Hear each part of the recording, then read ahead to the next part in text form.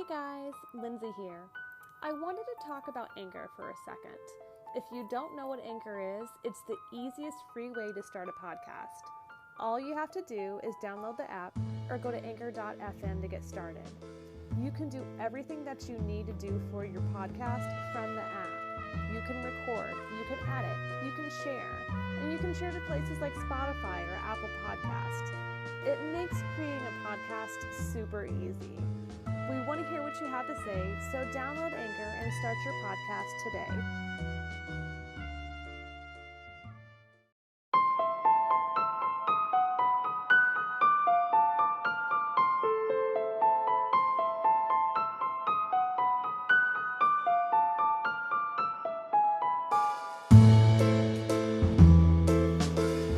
Hello. Hello.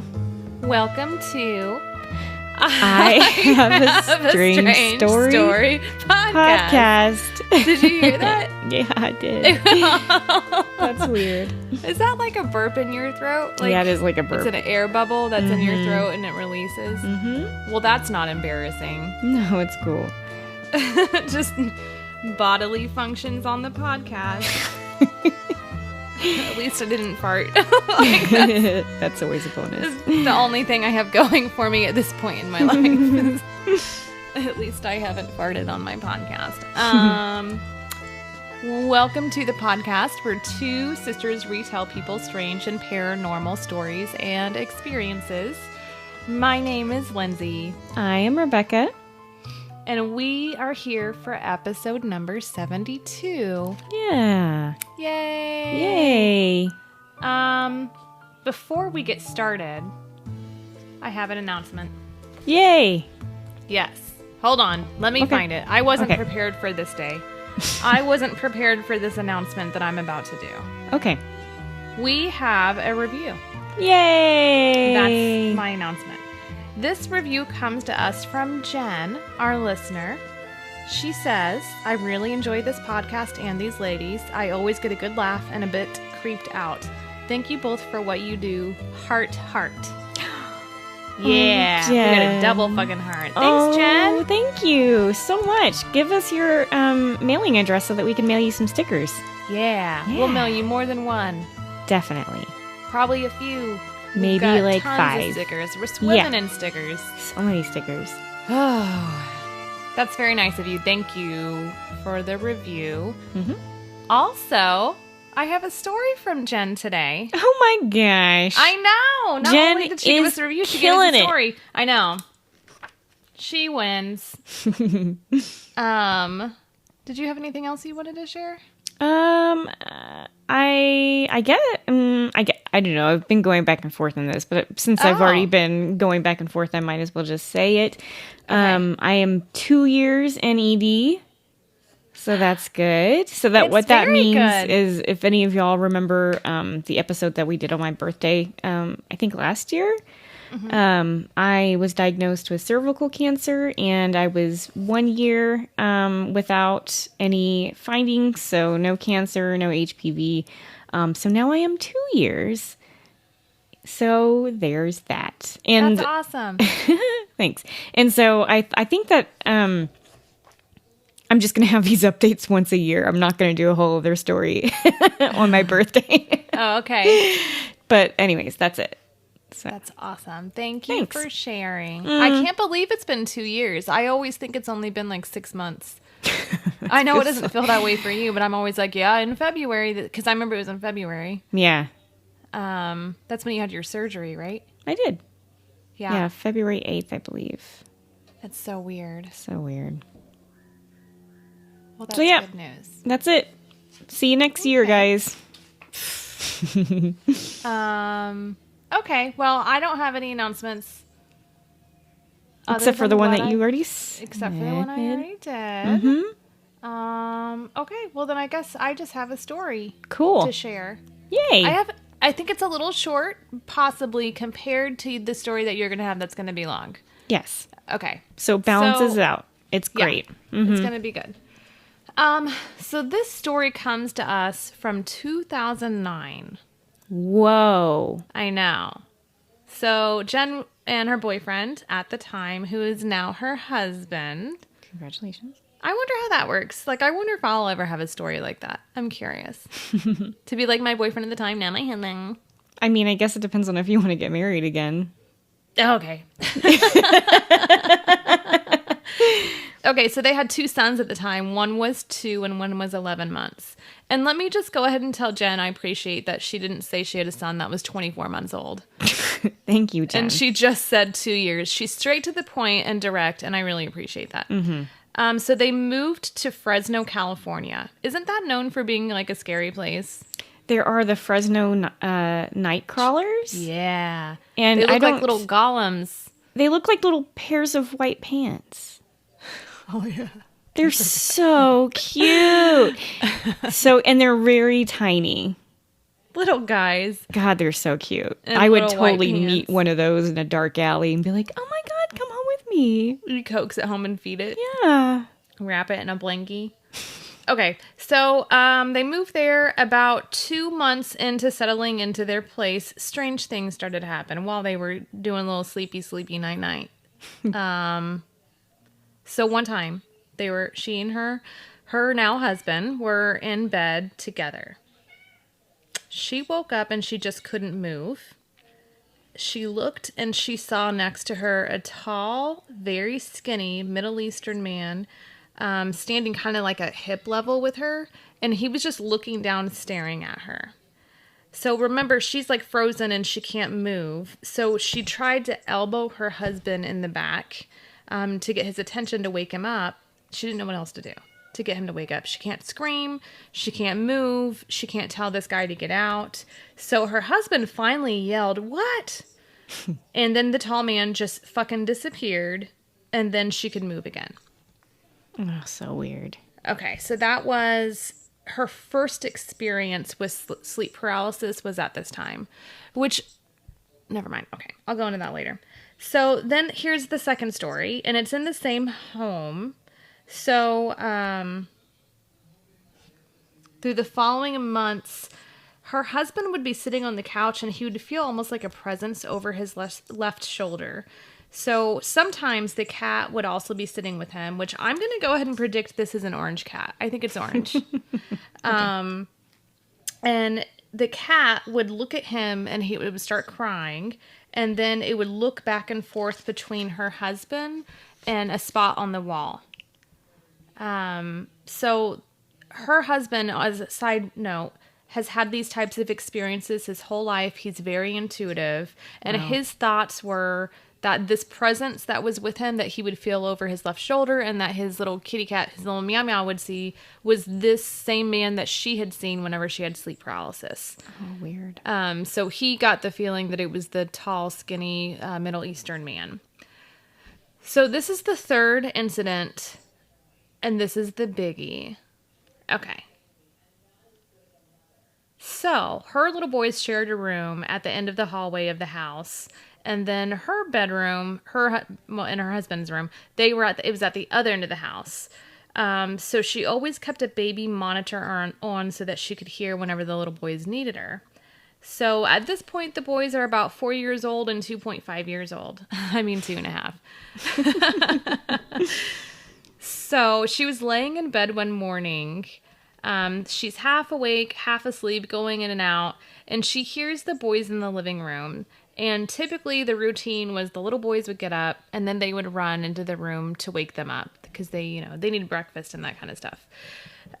So she just laid there, slipping in and out of being awake and being asleep, knowing that those little boys were going to run into her room at any minute to wake her up, just like they always did. However, as she's laying there, the next thing that she heard was a stern man's voice come through the baby monitor and state, "Get up."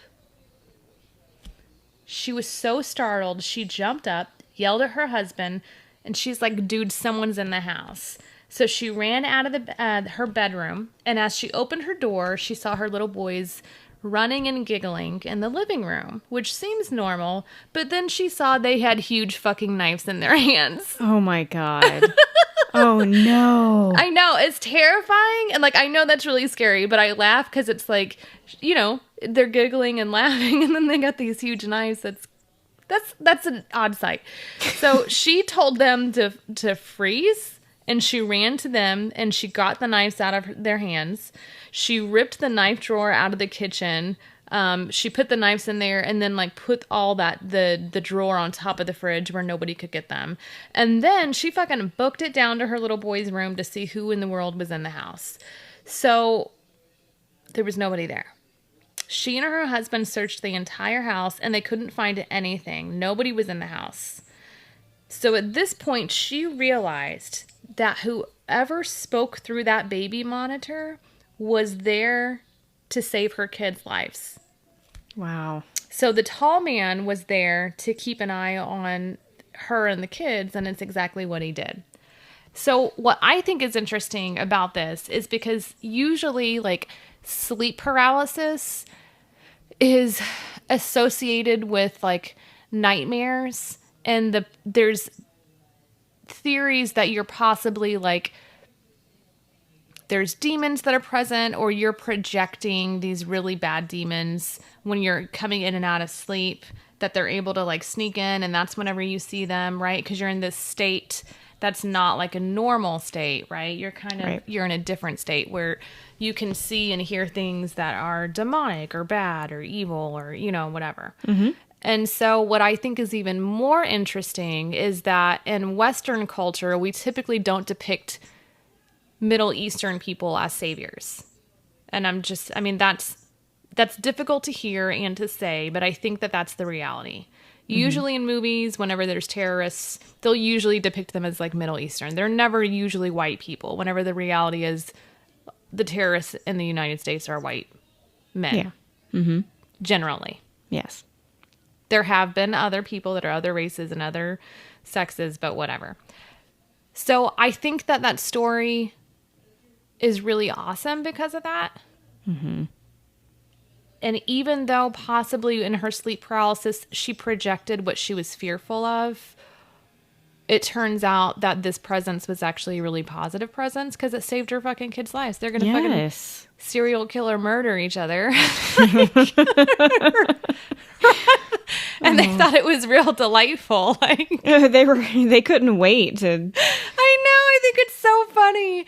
I know it's so scary, but I mean, what were they thinking? I kind of think that this is in a way every parent's nightmare. Like there's certain nightmares that haunt them in their sleep about their children. You know, one is maybe them getting stolen. One is them, you know, I don't know, eating dog poop or something. And then the other one is them stabbing each other.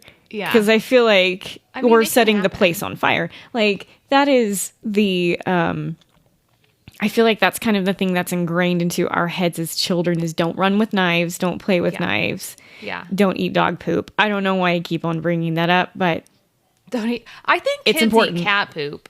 I don't know. Cat poop is much easier for them to get their hands on. Well, they did have a cat. It's easier to. Yeah. Yeah.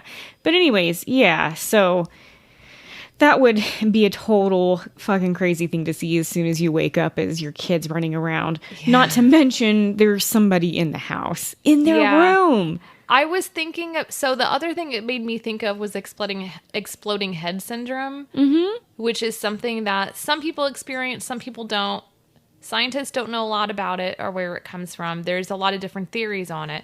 But exploding head syndrome is basically whenever you're coming in and out of sleep and then you hear, it's an auditory thing where you hear like really loud, huge crash or bang or pop or yelling and it startles you and it jumps you out of sleep.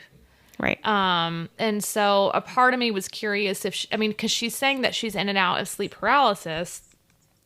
And I was curious if it could have been, in and out of sleep, not sleep paralysis. Right. I was curious if it could have been exploding head syndrome.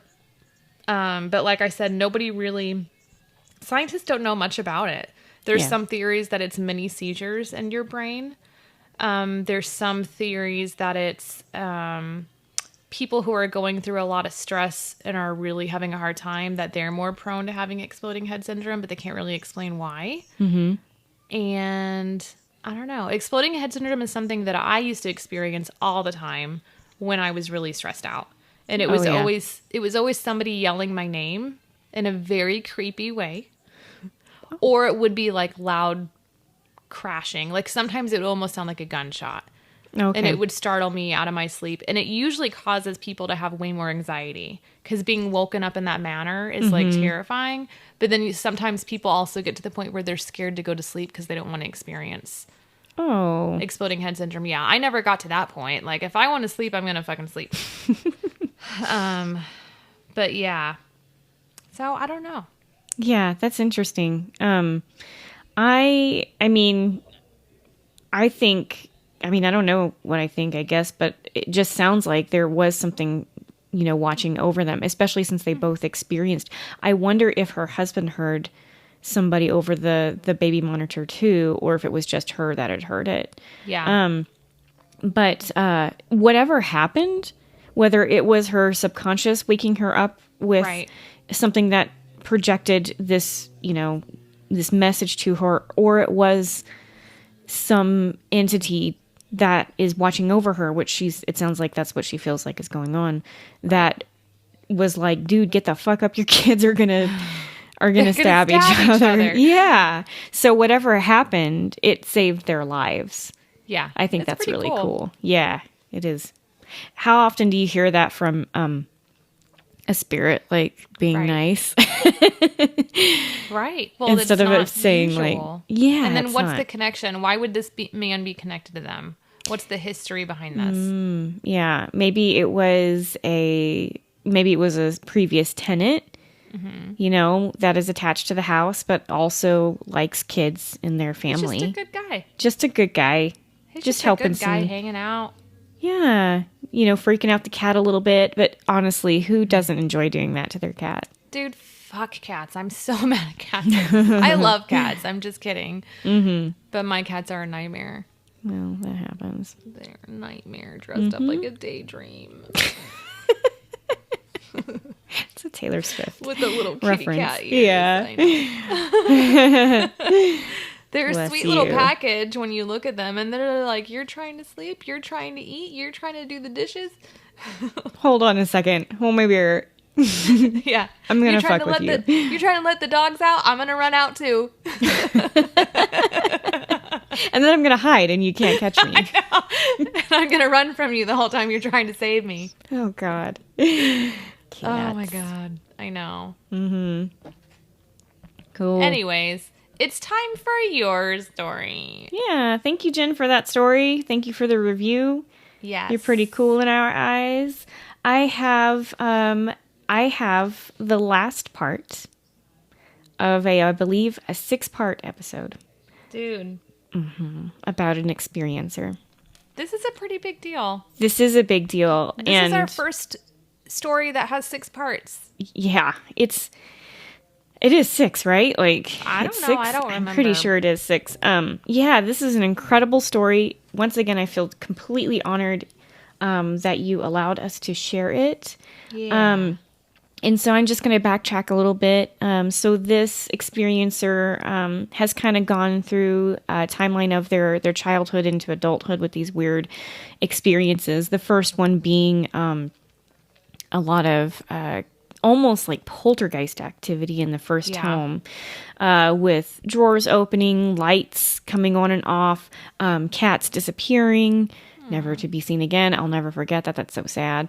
To shadow little entities following them from home to home, seeing orbs, just this feeling of not being comfortable in the dark. And then also up to having these amazing lifelike dreams where they fall in love with a woman who is kind of teaching them things on the way. So this kind of backtracks and explains some things that we have talked about. So if you have not heard those episodes, I do encourage you to check those out. And gosh, I wish I had written them down. But let's see. Well. Little Miss Unprepared. Seriously, I didn't even think about that. Oh, man. At the time. But anyways, we'll get. I'll put something in the show notes or something that explains which episodes to check out. So just in case you haven't heard the previous stories, this won't really make a whole lot of sense. Maybe. I don't know. It's still an interesting story. Yes. So this part's kind of long, so I'm just going to read what they have written. I know that we don't generally do that, but this is, it's good writing and explains things, I think, pretty clearly. And so, yeah, so this part, I'm just gonna let you know. This kind of starts whenever they are talking about what they see in their closet. So I think that you remember before they moved out of this one house where a bunch of creepy shit was happening, they woke up, they saw something in the closet, and then they kind of passed out. Okay. Never really described, couldn't really remember what it was until now. So this is where we leave off, and they just say, as I laid there, I see this being staring at me. It was the little gray form with large black eyes and a teardrop-shaped head, watching me silently. They say, think of the gray from the movie Paul, just silently, not moving. And then it steps out, and I hear a ringing in my ears, and I black out. Oh my God, it's an alien! It is an alien. At this point, their memory gets flooded. The figures in the window at the old apartments were grays watching him. His friend, whenever he had the sleepover, his friend didn't see the little black figures. He saw the grays standing in his door. And then there's this rush of fear overwhelming him. But then he thinks, who is Zoe? What was Zoe? And he was soon given the answers after that. So he explains that once he woke up, so to speak, things started to make more sense. He was able to connect the dots about what these kind of missing weird patches of memories were. But he still had so many questions. He was curious but afraid and just wondering why he has these dreams. Why am I seeing gray aliens? What the fuck is a gray alien even? And why, why was this all happening to him? But it was more like, what is this instead of why is this happening to me, I guess. The dreams hit a new level, and they were more familiar about what was going on with their life and what could potentially happen in the future. Little did they know it was going to happen a lot sooner than they thought. So the first of many experiences with these beings came after he really started looking into it. The biggest encounter and first contact with them while I was laying in bed, I had eventually dozed off during the night and was laying on my back due to the fact that I was watching a movie. If you all remember, that's how this person fell asleep for the majority of their life, because they needed some sort of other stimulation coming in. But then whenever they were starting to doze off, they started to hear some noises.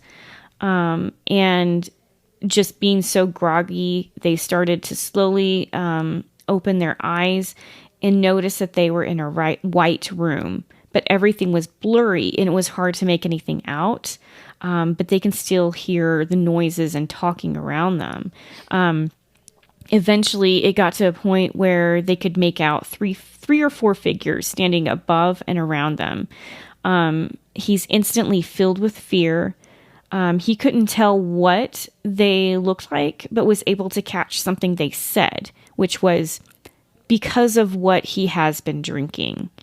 And as soon as they heard him say that, it pulled something out and felt like it was around the left side. And as soon as he felt this thing kind of being removed from his side, he felt a sharp pain in the location of his kidneys. And at this point started to struggle and try to make noises, but nothing came out. He was scared. He was in panic mode. And as he looked around, he says he doesn't actually see anything holding him down. And whenever he looked back at them, the one that caused the pain put its hand up to his mouth. And as soon as he did, the pain stopped, and he felt himself start to doze off again. He suddenly looked around, woke up, and instantly checked his left side for any marks, but there were none. But the odd part was that he could still feel faintly where the pain was on his left side. And whenever he wakes up, he can still hear this in his head because of what he has been drinking. And he questions, what does that mean? He says he's an avid tea drinker, doesn't drink water, doesn't care for it. And he's like, could they be talking about the beer that I'm drinking? Or maybe the pop that he has every now and again? Or was it in the water? And then he starts thinking, like, is it the fluoride that I've been drinking? But I don't really drink that much. Is that affecting me? And he still can't figure out what that meant to this day. What was, because of what he was drinking, what did he do? I think maybe they saved you from a kidney stone. That'd be awesome if you didn't have to pass that. So the next time he says that whenever they came to visit him, it was a little bit more personal. He had crawled into his bed and laid down for the night and started the movie process again, mostly for the light. But even with the noise in the background, he could start hearing things. So he was hearing a humming, and it sounded like someone was moving around his room. So he spent most of the night just tossing and turning because every time he was about to fall asleep, he would hear something. So he'd turn around and look to see what it was, but nothing was there. Eventually he rolled around enough till he just passed out. And then he's at this point where right as you hit where you're awake but on the verge of dozing off, they suddenly feel it. Something just got onto his bed. He was afraid to move, but now he was awake and was aware something was coming up to him. It was then he could feel a hand on his shoulder. Then I could fully feel this presence behind me, is what he says. So I'm just going to read it from his point of view. And then I hear it. What are you made of? This voice asks him, what are you made of? And at this point, for whatever reason, the first thing that came to his mind was, I don't know, but I was a first-place wrestler. And he was so freaked out, he started flailing around, reaching around him, trying to find this thing that was on his back. But as soon as it started, it ended, and there was nothing there. He says, now, this is weird, as I do not recall waking up like it was one big fiasco, but I do notice my bed was a mess, like I just got done having a wrestling match with my pillows. And for the rest of the day, he could feel this cold shoulder on his hands. He said it was like fine grit sandpaper that had been used, but it was so cold. And the phrase, what are you made of, was in his head. And he didn't know what that was supposed to mean and what was he supposed to do or say. A few weeks later, since he felt the hand or the little guy on his back, he was trying to sleep, did the normal routine, but this time he actually fell asleep pretty fast. Now he wakes up randomly throughout the night, usually 2 to 3 times for no reason, just to check his surroundings and fall back asleep. And remember, he said that last time, that he doesn't know why he does that. But when he attempted to wake up this one time, he could feel that something wasn't right. He wasn't alone in the room. So he tried to roll over to see what it was, but found himself unable to move. Then, in my head, what he says is, I can suddenly see the outline of 2 figures standing next to my bed. I don't know how to explain it. Like it was forced slide put into my mind, but I could see 2 figures only in my mind as I'm facing the wall. Then he knew, I physically and mentally knew they were there. He could feel their full presence, and so he starts to panic. He starts turning and tries to force himself to roll over, but it felt like he was physically unable to. Then he hears in his head, don't be afraid. And now he's slowly making progress to turn around because he wants to see them. He wants to confront these beings. And for some reason in his mind, he thought, whatever you were going to do, make sure I'm asleep for it. And then all of a sudden, an overwhelming pressure comes over him, and he starts to get extremely tired, and he passes out. Mm-hmm. So at this point, he just kind of wants to caveat with, he says that he has heard this term, sleep paralysis, tossed around a ton, and he says he's grown to hate the term, But during these incidences, although he can't move his body, he can still move his fingers, toes, his head a little bit. So, and this part is, he says that this part was a little bit tough, and some dreams that he was talking about in his journal, he's finally been able to kind of look through them again and discuss this. So it started like every other night. He lay down in his room, turned on a dimmer, switched to low so there would be some sort of light source in the room. He put on a movie and he lays down. As he lays down, he suddenly got this distinctive feeling that he wasn't alone. And he says he's kind of grown accustomed to this feeling whenever he says they are around. It's almost like he can feel it, like he knows when they are present. He says, I am still not fully used to it yet, so it still scared me a bit. I eventually dozed off a bit, but awoke into a noise in my room. Now, usually I would fall asleep right after, but I have resisted the urge to pass back out, and because I know they're there, that's when I notice them. He says he looked across his room where his total gym was set up and saw these two figures peering up over the top of the bench portion. He said, it caught me off guard, but my fear quickly turned into curiosity. So I sat up in bed and crossed my legs while looking at these two creatures. They then proceeded to walk around the total gym and come up to me. They must have been no older than 3 or 4, and we just sat there staring at one another. As we sat there, it appeared like they were moving in and out, like when a CD skips, and then I can hear this little voice in my head saying, hello. And instantly, I started to ask questions, but it felt like my mouth was numb. And I just wanted to also say, it said the person's name, but I don't want to throw that out there. But they knew his name. And just for anonymity, I don't want to say anything. So they said, hello, your name. His mouth was numb, and it was almost to a point where he was drooling, but somehow they understood. But what astonished him was that they also answered, and this is the best thing that he can remember from this meeting. And so he says, what are your names? The younger looking figure says, you would not be able to pronounce my name if I told you. So for now, you can call me September. I like that name. So the older figure says, same as September, you would not be able to pronounce my name if I told you, but I like the color white, so for now, you can call me White. And then he says, what do you want with me?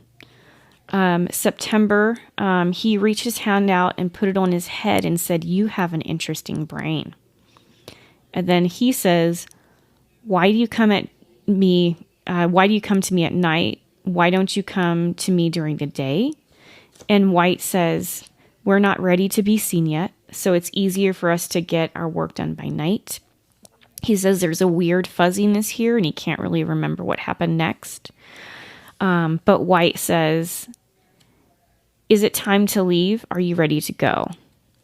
And he stands up, he wipes off his mouth, as he was drooling from his mouth being numb, and he says, where are we going? And White says, you have been there before. It won't take long. You will be right back. And September, in a playful tone, says, yep, let's go. And then there's another weird fuzziness. He can't really remember what happened. But the next thing he knows, he's laying down in his bed and his side hurts. Like someone had just punched him in the side. And right then he hears a voice in his head and he thinks that it's White. And White says, there were more doctors than expected, so the bit of pain you feel and the drowsiness will eventually dissipate throughout the day. It should pass quickly. And then White says, also, I thought I would let you know that something happened and you had to be returned early, and it took many to restrain you. And by now, he knew that White was speaking to him in his mind.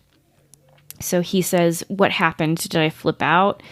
Why did it take many to restrain me? He said he never got an answer back, but he lay in his bed for a bit, hoping he would get a response till eventually he fell asleep. So let's see. So he says, just to kind of explain the drilling part, he says that the extraterrestrials, speak telepathically. So they basically numbed his mouth to force him to use his mind to speak to them.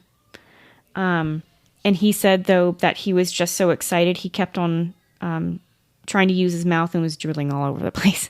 So that kind of explained that part. So he says now after they let him see them, he got this weird rash of dreams that he could only explain as tests. They pushed him to do physical and mental limits, to his physical and mental limits, to the point that he would wake up sore. But they also threw in some really strange ones, some that even now make no sense to him. He said it's a whole other segment on these ones. He's had dozens of them. And what he eventually learned is all of his dreams were potential timelines. They were paths humanity could take and things could happen. Not that they could possibly happen. And he says, let me tell you, they are not good at all.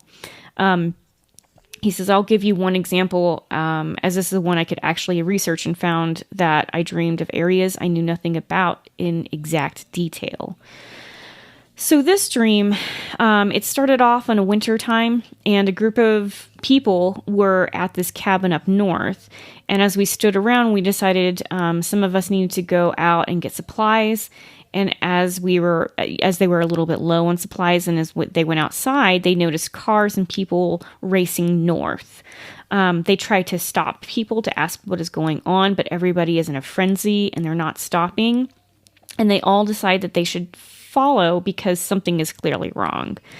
So they all gather and they proceed to follow these people, and eventually they get to a drawbridge surrounded with military, and then we hear it that Canada is closing its borders. And as soon as we hear that, all the people rush for the bridge, but the bridge is collapsing, almost like a drawbridge would.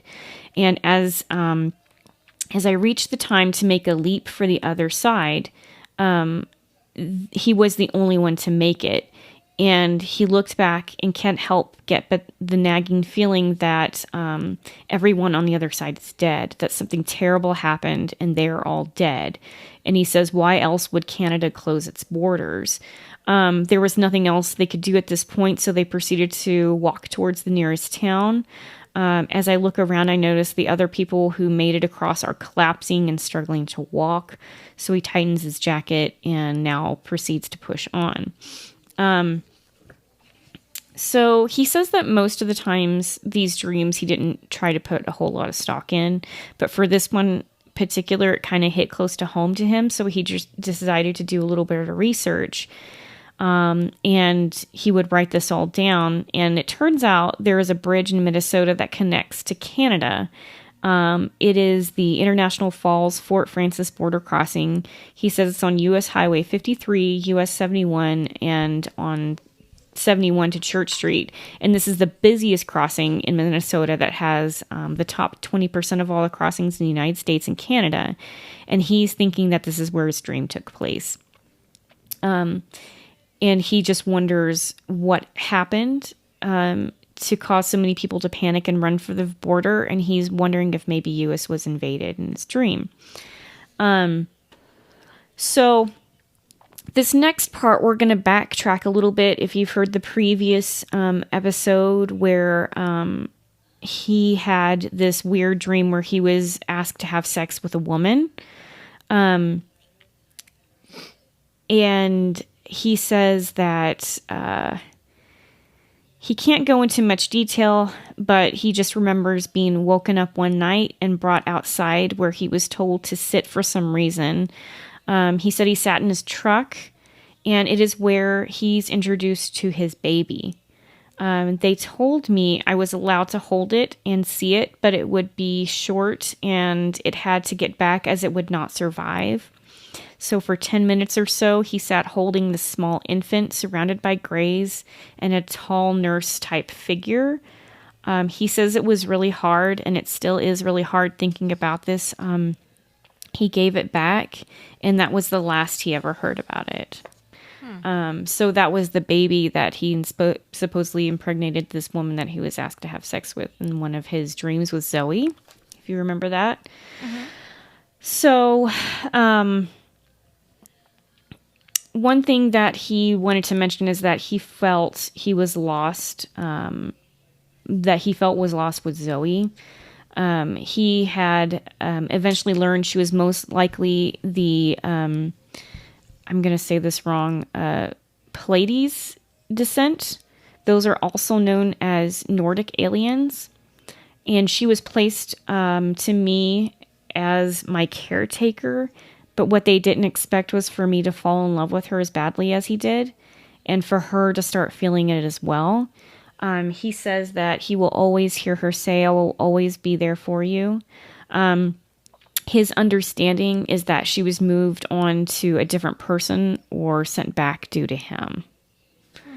Yeah. So his dreams and experiences went on for a good time. It wasn't until he was about 29 that his life hit more of a downward depression. He says he still sees the lights in the sky, doesn't see them as much, but that is due to he says it's due to him and not them. He says that he doesn't vibrate at the levels that he used to. His aura isn't as bright anymore, but his friends have seen UFOs. And he says that the people that he makes friends with, he's got a couple of people that are kind of famous abductees. And his mother kind of has noticed some things. So he's surrounded by people that are all having these strange experiences. He said that he was awoken one night with the words, they have names, they have faces, contact lens, and faces. He said that phrase was screaming in his head. He told his mom about it, and they Googled the phrase, and the phrase was brought up in a quote from the Book of Revelations. He says funny part is it doesn't anymore. So that's kind of a weird thing. Like they found it and I guess they couldn't find it anymore. He says it's still a really hard thing to talk about, but it's something that needs to be talked about. He says there are a lot of people out there who hide from this type of scenario and are scared or ashamed.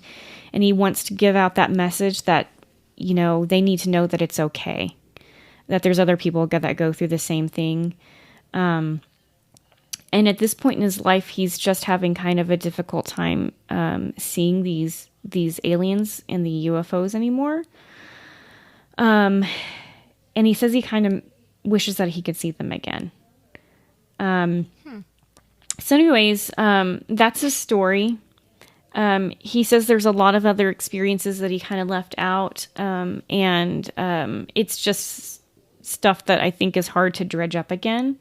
But he is open to taking questions if anybody has them. I can get that to him as well. If anybody wants to know anything else about him, I would love to hear more about Zoe, actually. I know that was a very special person in his life. And especially the feeling that, she was placed there for him. I feel like that kind of comes up a lot in abductee stories where usually there is a person who, or a being who is there to take care of them in a way, like he described Zoe as being a caretaker. So, kind of like the story that you told where that young man saw Helen Hunt. Was that my story? Sitting across from him, and they had a conversation, and it's like, You don't really look like that. You hear that a lot of these members of opposite sex usually being a caretaker for these scenarios. So I would love to hear more about Zoe. He did give us a questionnaire about an abduction questionnaire. So if you want to take it, I can, I'll just talk to you guys a little bit about that now. It looks like these are just yes or no questions. And I'm not sure how many of these out of a yes or no question you need to have an experience, but I think it's just a way to kind of start maybe thinking about this is something that you have experienced before. So I'll just go through these. Lindsay, you can tell me what you get. Yes, let's answer the questions. Okay. That's going to be the cutest part. Wait, I need a pen. Okay. I don't have... Okay, I found one. Okay, cool. All right, so question number one, do you sleep with your bed against the wall? What does that mean? I imagine it means like probably the side of your bed. So you have your back facing a wall. Because I think everybody has their bed up against the wall to some degree. Yeah, the headboard is against the wall. Right. Okay. Do you have an irrational fear of the dark? Yes. Do you have a fear of open windows or open doors? Yes. Do you have a feeling of always being watched? No. Do you drive or walk aimlessly? Sometimes. Do you hear random music or humming? No. Do you see random lights in the sky or see random fog? I think it's no. Do you have a feeling of missing time? No. Do you have a feeling of being out of place? No. Do you see unexplained lights or figures while in bed? Yes. Really? Figures, yeah. Wow. Okay. Do you have awakening or do you awake with unexplained marks or bruises? No. Do you have dreams of destruction or medical procedures? No. Do you have unexplained sickness or randomly being cured of sickness or injury? No. So yeah, that's it. And I don't That's know. all? That's the questions. I don't think that you've been abducted, but I mean, I don't you've think had so some. either. You've had some interesting answers about seeing figures.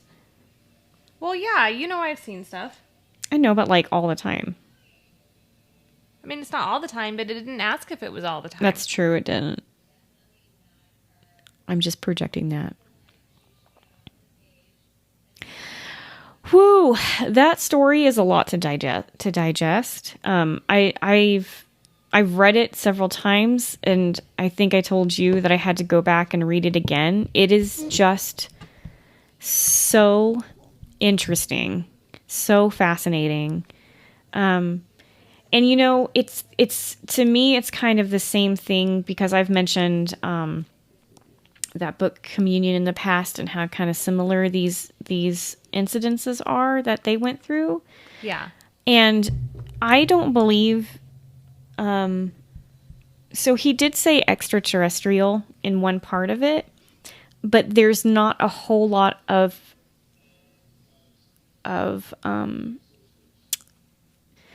there wasn't a whole lot of expression that these are people or beings from outer space. You know what I mean? Yeah. And all this stuff, for the most part, sounds like it happened in his room while he was sleeping or trying to go to sleep. But he did travel to other places. Just meaning, you know, where you don't know where that is. Sometimes some people think that these are abductions kind of the mind, like maybe your body doesn't even go anywhere, but they kind of hijack your brain and feel like they've taken you somewhere. I don't know. There's no way to explain it. It's just what the experiencer feels, and that's what you have to go on. Yeah, I want to know what's so special about his brain. Yeah. What you got in that brain that September and White were so interested in? Yeah. And by the way, I could have been abducted by aliens because if you recall, I used to name my dolls Doorknob and Eyelash, which is very similar to September and White. It's true. Yeah. I'm just curious what made him so interesting to these Graylians that had... I mean, they were going after him. He got by them. He sure did get got. I wonder got. if his family members experienced, because it sounds like he's kind of surrounded by friends and family that can see that stuff. Yeah. And I wonder, It sounded like, wasn't his brother involved at first too? No? I thought he had a sibling. no, we didn't talk about a sibling. Am I thinking of a different story? You're Because there was probably a story thinking- where it was yeah. 2 boys and they were in a trailer with their mother. Is this a different story? This is a different story, yeah. Well, shit. It doesn't sound like this kid maybe has siblings or they didn't bring them up. So, Okay, gotcha. so yeah, usually these things kind of maybe even run in the family. Yeah. So I wonder if his mom has experience, and I mean, he's got friends, like I said, that have had experiences. That one where he's having the sleepover. Could you imagine? I wonder what that guy is going through, if he still has weird things happening to him or not. Anyways, I'm just overwhelmed. This is this is an amazing story. Thank you so much for allowing us to share it. If anybody has any questions for this person, or wants to follow up on anything that they've said, they're open to questions. So just let us know. Send us an email, and I can get that to him. It would be really cool to investigate this a little bit further.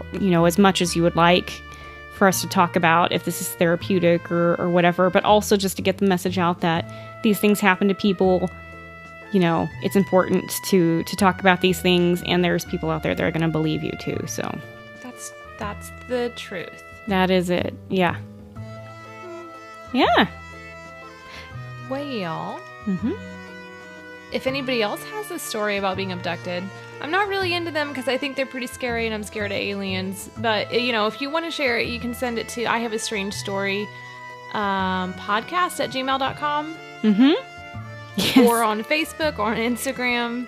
Any Yes. of those places, and we'd be happy to read those stories for you. Yeah. Subscribe, rate, and review us.